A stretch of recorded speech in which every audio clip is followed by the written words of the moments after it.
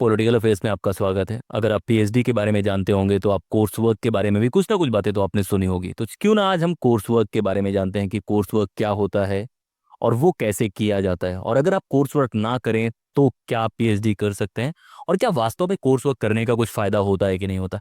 तो दोस्तों, मेरा नाम है संदीप और मैं पीएचडी कर रहा हूँ जेएनयू से, और मैं आपको बताने वाला हूँ कोर्स वर्क के बारे में, कैसे बेस्ट तरीके से आप कर सकते हैं, और अगर आप कोर्स वर्क ढंग से नहीं करते तो उसके नुकसान क्या हैं। तो सबसे पहले पीएचडी की स्टेजेस जानने की कोशिश करते हैं कि जब भी आप पीएचडी में एडमिशन लेते हैं वो कैसे लेते हैं, फिर पीएचडी एडमिशन लेने के बाद आपको क्या क्या काम करने पड़ते हैं, और उस काम का एक इंपॉर्टेंट हिस्सा है कोर्स वर्क। तो पीएचडी एडमिशन मान लीजिए कि आपने ले लिया, जो कि आप नेट एग्जाम देंगे, इंटरव्यू देंगे, रिसर्च प्रपोजल तैयार करेंगे, उसके बाद किसी यूनिवर्सिटी में आप सेलेक्ट हो जाते हैं। सेलेक्ट होने के बाद पहला काम आप क्या करेंगे, वहाँ जाके एडमिशन कराएंगे। एडमिशन प्रोसेस अपने आप में काफ़ी लेंदी होता है, बहुत सारे सर्टिफिकेट्स देने पड़ते हैं। और एक बार आपने एडमिशन ले लिया तो यूनिवर्सिटी जब आपको एडमिट करती है तो वो फिर वो ट्रेन भी करना चाहेगी। किस काम के लिए वो ट्रेन करना चाहते हैं, अभी तक जो भी आपने मास्टर्स करा है या बाकी कोर्सेज करे हैं, वहाँ आप पढ़ने वाले मोड में थे कि भाई हम ये पढ़ाई करेंगे, ये जान लेंगे, ये सारी चीज़ें जान लेंगे।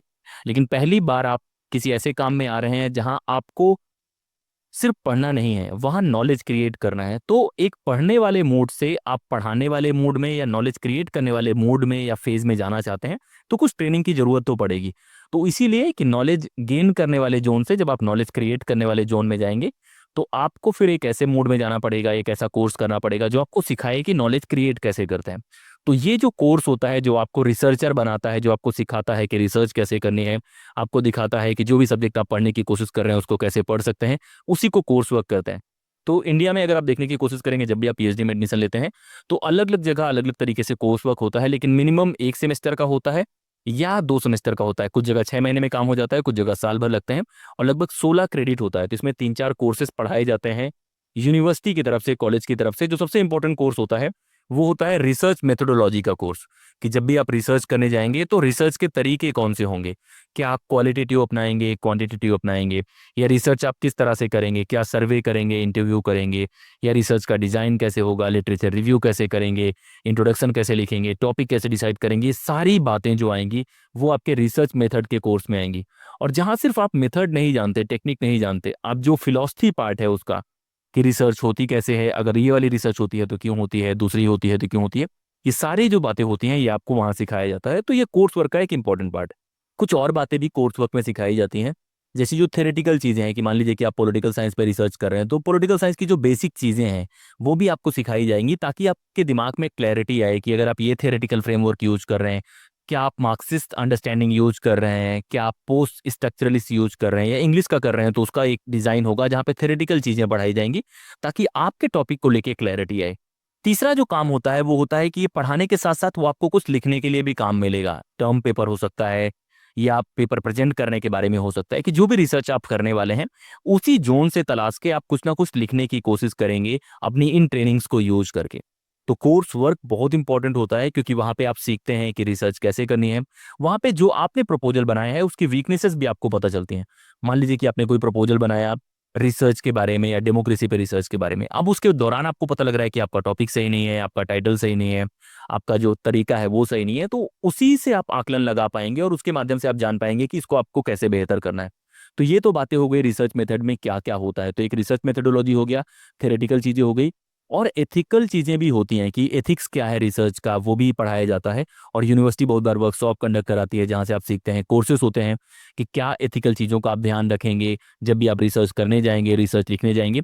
फिर एक पब्लिकेशन वाला भी सेक्शन होता है कि आप रिसर्च कैसे लिखेंगे, थीसिस कैसे राइट करेंगे, आर्टिकल कैसे लिखेंगे, वो सारी चीज़ें भी आपको इसी कोर्स वर्क के दौरान सिखाई जाती है। तो जेएनयू के अलग अलग सेंटर्स के जो रिसर्च मेथड के कोर्स होते हैं वो भी आप देख सकते हैं।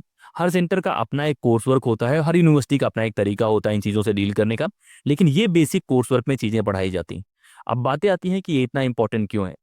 तो वैसे यही कि जैसे ट्रेनिंग होती है क्रिकेटर्स की, जब वो खेलने जाते हैं कहीं, तो वो सीखते हैं ना कि कैसे स्विंग बॉल करनी है, कैसे स्पिन करना है, और फिर वो डिसाइड करते हैं उनको क्या करना है। तो वैसे होता है कि आपको तरीके पता लगते हैं कि भाई ये जो रिसर्च है इसमें आप कौन से तरीके अपनाएंगे। आप खुद को सिचुएट कर पाते हैं कि यार मैं इस तरह का रिसर्चर हूँ, मैं इस प्रॉब्लम को इस तरह से देख सकता हूँ।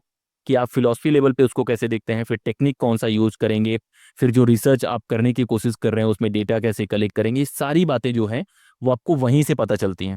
और एक बार आप ये कोर्स कर लेते हैं तो ये कोर्स पास करना कंपलसरी भी है। मतलब जब भी आप पीएचडी में आने की कोशिश करेंगे तो इस कोर्स में मिनिमम 55% नंबर आपके पास होने चाहिए, कि जो यूनिवर्सिटी में आप एडमिशन लेंगे वहां फिर से आपको टेस्ट देना पड़ेगा, टर्म पेपर देना पड़ेगा, और वो अगर आप पास कर पाते हैं तभी आप पीएचडी में आगे बढ़ पाते हैं। तो ये लगभग 6 महीने साल भर चलता है, वो पास करते हैं तब तक आपका टॉपिक पास हो जाता है, फिर आपकी पीएचडी शुरू हो जाती है। अब कुछ और बातें मैं आपको बताता हूँ कि जब भी आप कोर्स वर्क कर रहे हो क्या ध्यान में रखना है। तो पहली बात है कि अगर आपकी यूनिवर्सिटी अच्छी है, वहाँ अच्छा कोर्स वर्क हो रहा है, तो आप वहाँ से पढ़ सकते हैं। अगर आपको लग रहा है कि वहाँ शायद उतना अच्छा नहीं पढ़ाई हो रही है, तो ऑनलाइन आप बहुत सारे कोर्सेज हैं जो रिसर्च मेथोडोलॉजी के बारे में है, पब्लिकेशंस के बारे में है, आप जिस फील्ड में काम कर रहे हैं उसके थ्योरी के बारे में है, तो वो कोर्सेज आपको देखने चाहिए। क्योंकि अगर आप पूरे तौर से प्रिपेयर्ड नहीं है, आपने केवल एंट्रेंस एग्जाम दिया है, मल्टीपल चॉइस क्वेश्चंस करे हैं और उसके दम पे आप जाना चाहते हैं रिसर्च में, तो कहीं ना कहीं आपको प्रॉब्लम आएगी।